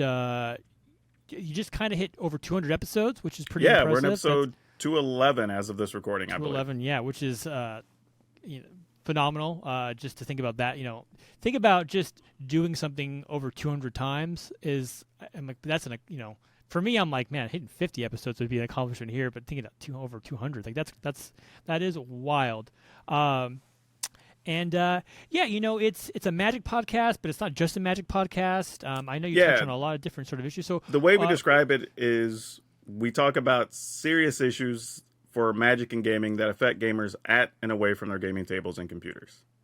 Exactly. Yes, that is definitely I think a little more unique space in the Magic podcast world, which is great. I think it's a fantastic podcast. So, just want to kind of talk about a little bit, and what was, I guess, the inspiration for starting, a relatively not a super magic-y Magic podcast, I guess. It was an interesting thing because, again, I'm always thinking about stuff constantly. Like, I don't have an off switch. I jokingly tell people, like, the best and worst thing for me ever was getting a tankless water heater because the shower is like my think tank. So like I can just be in the shower forever now and not run out of hot water. And I have so many great ideas out of there. And, one of them was, why don't we talk about more of the serious things in a serious way? Not, hey, this thing happened and let's just blow it up and have these long string of disconnected conversations on social media. It's like, okay, no, let's really, if there's an issue, let's have people from those spaces say their piece and explain why it's a thing or whatever. And that kind of sparked the idea for the show. And in the beginning, it took us a little while to kind of find our rhythm and like how we're going to navigate it, because it was also important that I chose the right co-host. Because it had to be somebody else that I knew was going to be able to take a lot of heat, because we're going to And not that we say anything that's terrible, but because of the subject matter, there's always going to be somebody that disagrees. Yeah. And somebody's going to be mad we're even talking about it, right? Yeah. Like, I mean, us even being supportive of a transgender person got us some negative emails or whatever. And it's just like, okay, that's just going to be a thing. People sending messages on our streams or whatever. But my co-host, Brian, has actually been a newspaper reporter. He's Oh wow. he's Okay. been a stand-up comedian. Like, so I already knew. I'm like, yeah, you've taken some tomatoes to the face, right? You're good, right? Like you can handle this. But we had a lot of conversations about, okay, how are we going to handle it? Are we okay talking about certain things or not? And how far are we willing to talk about certain things? Because even while we support some issues, if we don't represent those communities, we can't talk about them wholly. Yep. And that was a big impetus for the show. And then as we kind of got rolling, just weirdly coincidentally, the stuff with George Floyd and all that had happened, right? That was like June 2020, I think it was, somewhere around there. Yeah. And there was a weird situation that happened because we already knew at some point we have to address this on the show and how it's affecting people or whatever. Because I think the other thing too is people don't realize how some of these social issues affect gaming, and especially when we're talking about people in those communities where things are happening, what's going on. But I had a situation where I was thinking about, as I saw the news escalate and everything else, like, how do we get to this situation where people are having these type of racial issues or whatever? And again, being in the think tank one day, Yeah. I had the thought of, maybe it's that most people don't grow up with a black person in a position of authority. So Yeah. how do I pose this question without like causing fires, right? Like that's the biggest thing. Yeah. So I decided, okay, I'm going to ask people, when did you have your first black teacher? Because that's usually the first person or group of people we as children accept as people of authority outside of our households, right? It's the teachers. Yep. So I posed this question on Twitter, posted it on Facebook, and I went to play, actually I think it was like the first Arena Open we did, right? So I'm playing that. Fortunately, did well, won some money. That was awesome. There you go. But then when I'm done, I realize my notifications on my phone are maxed out. And I'm like, well, that's weird. So then I go to Twitter, and you see the thing on Twitter you do not want to see. It's that trending personalities over on the side, and your name's there. Oh, boy. Yeah, I'm like, oh, God, what happened? Right? What have I done? Yeah, I literally did not want to click on anything. I'm like, oh, my goodness. So now I'm like, okay.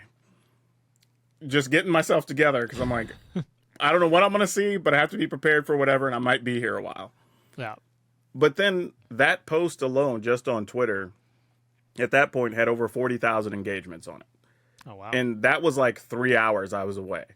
So I'm like, oh, God, this is crazy, right? So I'm going through the messages, and it's like different celebrities, like Chelsea Clinton had responded to the thing, like some news reporters. Like a newspaper from Ontario wanted to use it to run something or whatever. Like, and then over the next week, it was on like one of the ESPN shows was talking about it. One of the other comedians I follow has a podcast. They were talking about it. I'm like, what even is this right now? Yeah.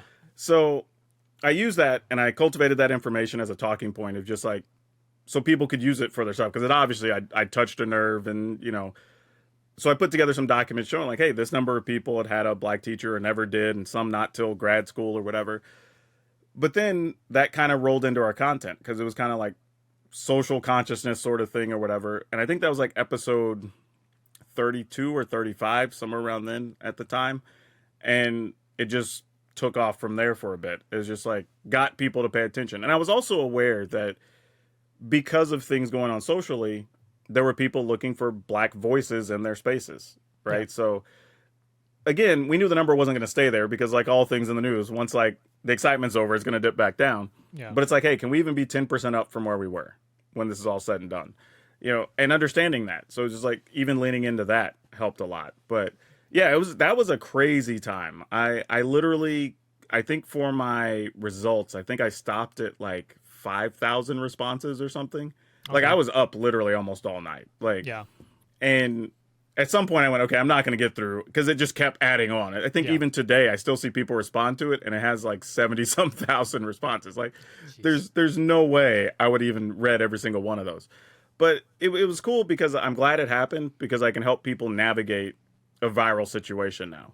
Yeah. But it also showed me that sometimes the thing you try to plan to go viral isn't the thing that's going to resonate with people. This was Yeah. just right place, right time, and it took off. Yeah. I mean, that's actually such a great question. Like, I'm thinking about it now, and I'm like, gosh, when did I have?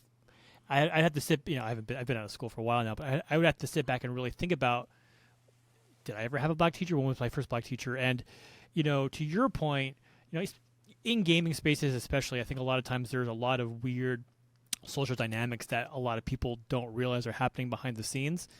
And what I like what you do with the podcast is kind of being a inflection point of like being able to kind of raise these issues, because it affects, I think, a lot of people in ways that like I don't have to deal with, right? As a Sure.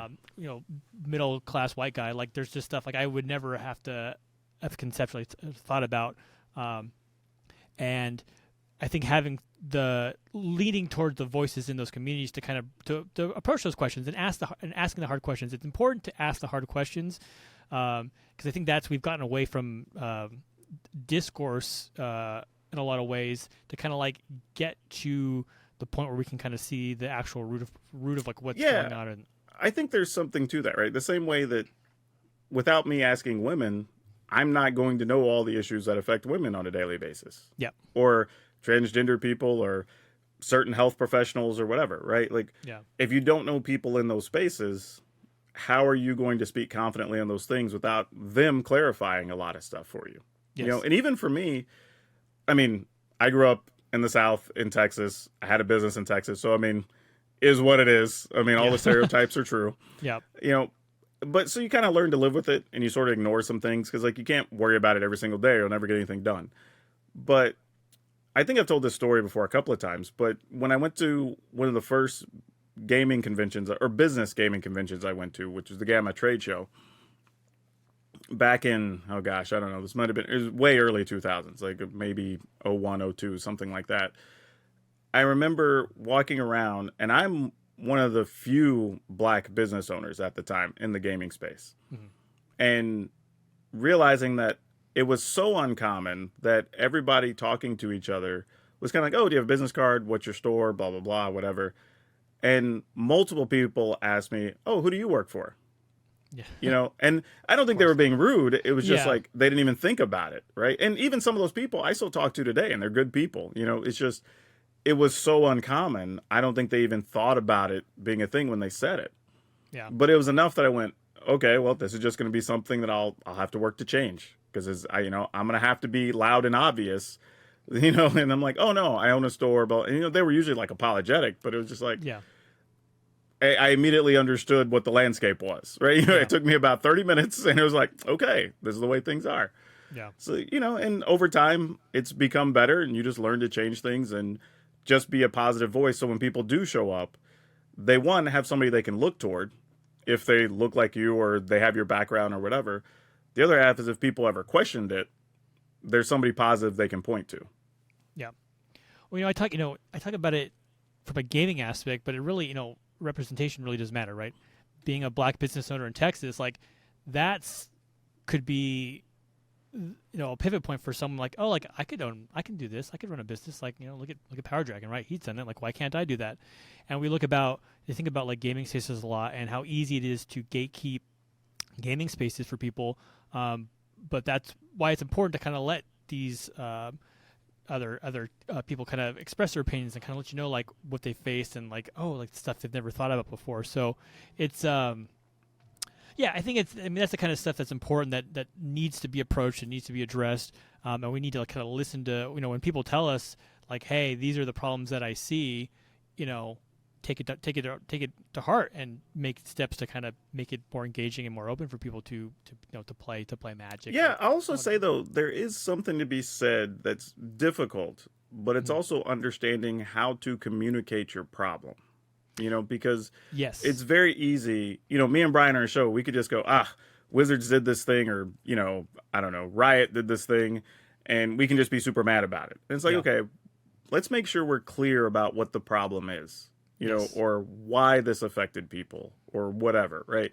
And let's deep dive into that. And that's one of the things we focused on the show, is that hey, let's go into the issue a little bit other than just we're mad about a thing, right? Yes. When people walk away, it's okay if they know you're mad, but they should know clearly why you're mad and come with suggestions on how to fix it, Yeah. because that's always a problem in life. I think even in people's workplace or whatever, if you're just mad about a thing, it's like, okay, cool, but what's the solution? I'm like, I don't know, just fix it. And it's like, well, this is how we know how to do things. Like, like if you don't say what the better way is, okay, maybe they're going to do something, but that might also upset you, Yes.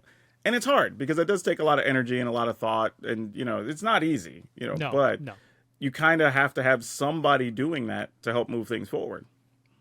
Yeah, it's definitely it's definitely it's a lot of mental load, it's a lot of emotional labor, but being able to articulate an issue and kind of present reasonable solutions, or maybe not, maybe unreasonable sometimes. I don't know, depending on what Sure. the problem is. I think that's why having leaders in communities to kind of be able to take that on is important. I think that's again, I think that's why your podcast has been so interesting to listen to, because it tackles a lot of issues that you know so and so commander gameplay channel is not gonna bring up George Floyd. Yeah, Right? and we do get a lot of, early on especially, we get a lot of comments about people saying like, I don't know if I'm your target audience, but I'm thankful that somebody's communicating this stuff, Yeah.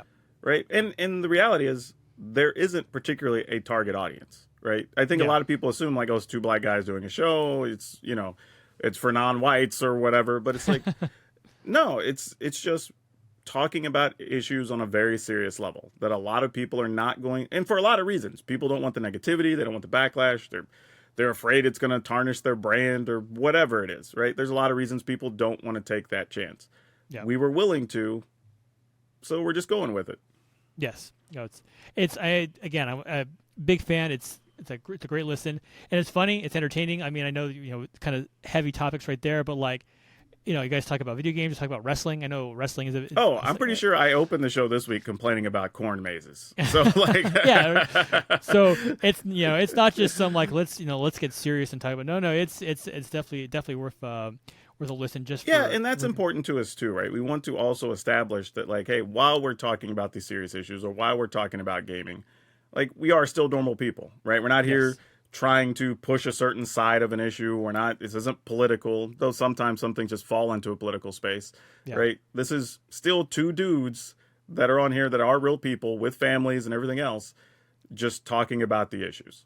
Yes, exactly. It's good. Listen to it. Listen to the podcast. If you listen to it if you get a chance, and if you don't get a chance, make time for it. It's very entertaining. So, there's one other thing I feel like I have to bring up, because Sure. for a lot of people it may be how they know you is aside from everything else you do, you're on the Commander Advisory Group, which is the advisory group to the rules committee of the Commander. We're the secret format. Commander Cabal. Yes, Secret Commander Cabal. Yes, you're the guy. Shivan gets there and he's like, I'm gonna I'm gonna ban Golos. This is and this. Yeah, he gets exactly.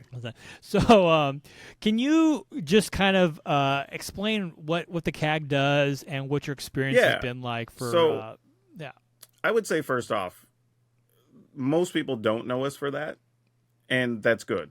Like, I'd rather people just not know, right? It's not important. It's not going to affect you whether you know who's on that panel or not. Like, I've seen some people try to make issues out of, well, this group should have more representation and this and that. And like, I get it, but that's not a place where, for me anyway, that's not a place where somebody's background is going to affect the outcome very much. Now, we are talking about trying to have more members on different continents. yeah, And that to me makes more sense because the game is played differently in different places, right? The financial status of the community is different in different places, right? So that has more impact, I believe, when you're talking about like culturally by country, more than just the background of somebody on the committee. So that's kind of, and that's a personal view. I don't know who else shares that, and I'll let them say it if they do. Yeah. But generally speaking, it's not what people think. We don't sit around trying to think about all the things to ban and unban. To be honest, we'd rather not ban and unban a bunch of stuff. Yeah. But within the group, everybody has different expertise. Like I pretty much don't participate in on any serious level on a lot of conversations about competitive Commander. Mhm. I don't play it at all. Not that I have a problem with it. It just doesn't fit my playstyle. For me, 100 card Magic is my super casual fun time. I Yeah. make all this other content and do other stuff in 60 card. I play F&Ms. I do whatever. Like, I don't want to do that when I go play casually with people. Right? So Yeah. for me, everything is about casual perspective, and that's what I'm there for. Right? I also talk with retailers, so I kind of know what's going on, what is doing well for people, what the environments are like when I go visit stores. Like, that's my expertise. That's what I bring to it. Right? Other people are going to be, hey, this is what streamers are talking about. Hey, this is what high level players are talking about. And we do have those deep conversations sometimes. Like, hey, I'm trying to think about a card that was a problem. But let's say there's a problematic card. There's some Command Fest coming up. We're all going to be going to different ones. Let's go check it out. Let's play some games, take some notes, let's talk to some people, and then we'll come back and we'll discuss what we saw or heard or whatever. And Yeah. even again, while people on Twitter might be going, this card's the worst thing ever, and you get rid of it. And between all of us, we're like, I don't know, we saw it played like 5 times between everybody over like 5 different cities. You know, Yeah. it's just like, it's not really that big of a problem. We're not going to worry about it. Yeah. Right. So sometimes it's just that simple, right? We're not sitting around worrying about that. But we do, as a group, sometimes make suggestions to Wizards, right? If we see a certain mechanic or something like, hey, can we not put this in Commander decks as much because this is kind of a problem? Or Yeah. this creates a negative play experience, you know, that sort of thing. Now, they're not beholden to do anything we say, you know, one way or the other. Yeah. They're still the arbiters of the product. And, Yeah. you know, but they do take a lot of that under advisement. Well, that's cool. And yeah, it's I feel like anytime there's a group, right? It's kind of like with the ambassador program. It's really easy for everyone just to kind of pile on and be like, why are you banning my Golos deck? Why did you ban Hullbreaker? Why is Coalition Victory banned? That's a silly. It's so hard to do. All this other kind of silly stuff. And there's so much. There's so many times I think where people get their own ideas, like their ideas, like, oh, I think this, so everyone must think like this. Yeah. Or even, Magic players are infamously bad at evaluating how a card is going to affect the format a lot of times, right? How many times have they previewed a card and everyone's like, oh, well, this has got to be banned day zero. Like, this can't hit the format. And then it's like, no one even. Oh, a good example is Mother of Machines. Right? Yeah. Everybody, I got so many messages on Twitter and whatever. People are like, what are y'all going to do about this card? And I'm like, I don't know, probably nothing. Yeah.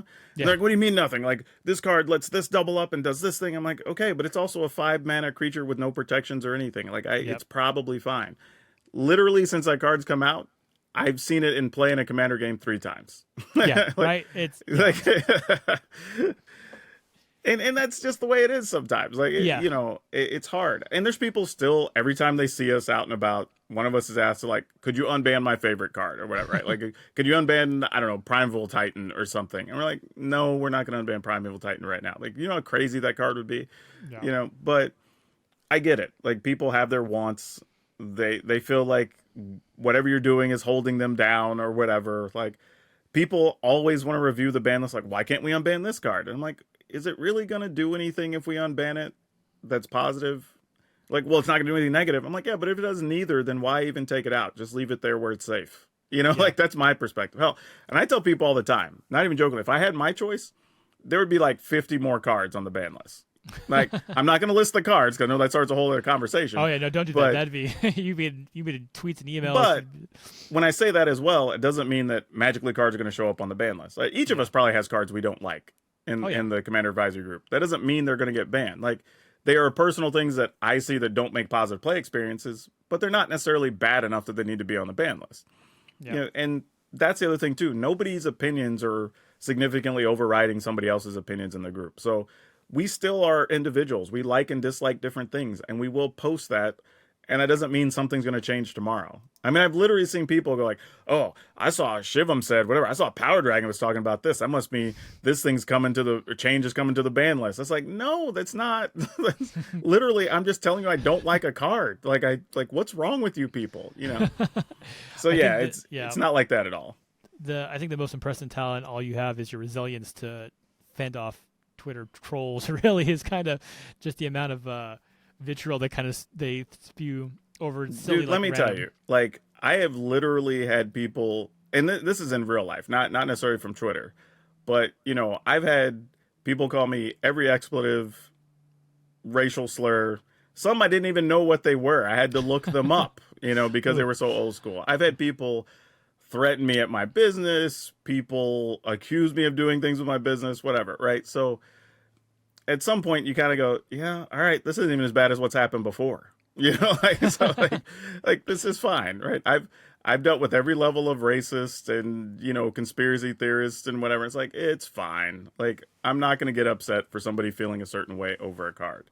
Because the reality is, people also have to understand that we're seeing a lot as a group outside of even our home play areas, right? We're all traveling to conventions constantly and Yeah. Magic Cons and Command Fest and visiting local stores. And like, so we have a huge data pool when we're talking about stuff. And any decision we'll make, we have to take into account the very basic just buying a commander deck player all the way to the EDH player, right? And it's tough. Yeah. Right? Not a decision that we're mostly making because of the super competitive players might be taking a card away from the casual players. Yeah. And it's just like, it sucks, but if you want people to have that core set of rules that when they go to an event, they know what to expect, right? If you sit down, they're not going to play against Iona or something, and then their deck just doesn't work because they played a monocolor deck, right? Yeah. So it's that level of thing you have to think about, is that it isn't about even some level of certain things being better or worse than others. Sometimes it's just the play experience to be on a same level playing field and people understand what they're getting into. Yeah. Yeah, it's just, Magic players are passionate about their game and their pet cards, and, just run more interaction. No, I'm just kidding. But yeah, so it's the like you said, there's a spectrum. It's not just like one group. It's literally, hey, I bought the Lord of the Rings commander deck, and you have your high-powered whatever deck. Like, you have to. There's a fine balance, and because it's between casual precons and CEDH, like that's a broad spectrum. Yeah, it's of a huge format, valley, right? And like the fact that it's the format runs as well as it does, I would say is an impressive feat. It's almost wild. Well, that's some of the conversation too. Is like, even if we see complaints, is like, do any of us view this as being a problem in the format right now? Right? Is the format healthy? And sometimes we have those. We just kind of post like, hey, just update. How are you feeling? And everybody's like, I don't know. Seems good. Everybody had fun last weekend. I saw these cool things. Like, all right, cool. Yep. And then we don't talk about anything else for the week. Right? Yeah. No. Which, I mean, I think that's probably what you want to hear, right? You want to hear that these groups are, everyone's, haven't heard a whole lot. Everyone had fun. No notes, right? If it was like every week you were, okay, we have to talk about this, and what about this? That I think would be indicative of like a problem with the format or a problem with something. But if if you're cruising, you're going along, and there's really no need, like, why rock the boat, right? To your point, if it doesn't, if it could be unbanned, but it could be banned, like, why rock the boat? Why? Yeah. I also want to say, this isn't something we magically get paid for. Like, this is strictly voluntary. Like, this isn't like Wizards is giving us a kickback or something because they sold a bunch of commander decks. Like, this is literally voluntary. We do this on our own time. Occasionally we might get invited to a thing or something because we're on the commander advisory group, but generally speaking, it's just a free gig. We're just doing it to help the community and just keep things positive. Yeah, it is not. Yeah, the CAG is not a paid position. It is it's a volunteer position, and it's a good, more hats off to you guys, gals, and everyone, to put yourself out there, because that is I could do it. I'd be crying. Like, I don't know. Okay, let me talk to somebody. I'll unban. I don't know. It's like, that is a wild time. So, well, PowrDragn, I want to thank you so much for your time. This has been an incredible conversation. I've learned so much from you in just the past, almost 2 hours. I wanted to kind of wrap things up. So first thing is, all my guests that come on, they pick a charity, and I like to do a donation in their name, just as a little thing for coming on. You chose Big Brothers Big Sisters, so the Show and Tell show will be making a donation to them. It's just like a good thing to do, like to kind of give back where we can. Also, what I'm going to do right now through the power of video editing is pop up my community board. I'm just going like this, and it'll pop up in it. And I like to talk a lot about community and be able to support my guests even after the show's sort of over. So what I'm going to do is subscribe to your YouTube channel. So that way I can kind of continue to support you into the future Sure. as you continue to make videos and all that kind of good stuff. I'm kind of excited. I've actually never subscribed to a YouTube channel before. I didn't really realize that was a thing. Is that here's a question. Is that a newer thing? Is the YouTube subscription thing newish or newer, or have I just not You're talking about noticed? memberships? Yeah, I think so. I Yeah, think that's yeah, what, yeah. Memberships are effectively like, I guess you would call subs on Twitch. okay. You know, Yeah. and the difference, actually, I guess they're closer to Patreon subscriptions because each one has different things that you get as part of it. Like on mine, at like the base level, I have questionnaires I send out periodically or whatever. They go just to my members, right? And as you go up, I'll do videos once or twice a month. They go just to members. And then I have a thing where if you want to get specialized deck help or whatever, I have a special thing set up just for my top tier members to go straight to my email or whatever, right? So Yeah. everybody has different things, different reward tiers. But it's another way that if you follow somebody mostly on YouTube, because a lot of people don't use Patreon, they don't use Twitch. Yeah. Like it's another way that YouTube's made available to support creators. And it's only really about, I think, a year and a half old, maybe. It's under Okay, 2 years, I think, for a okay. lot of people. So still fairly new. Very cool.